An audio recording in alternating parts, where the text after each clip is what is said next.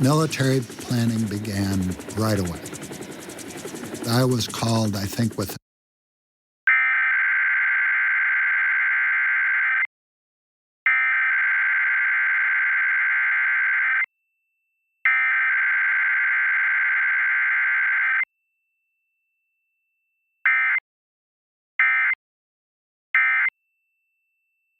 being discovered. The next day, I flew to Washington. I told the guy that picked me up, I can tell you right now, you can count me in.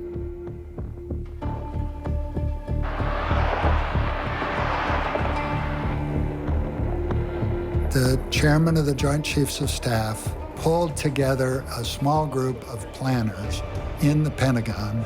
They put a new cipher lock on the door. They shut it off from everybody else. But the planning started immediately.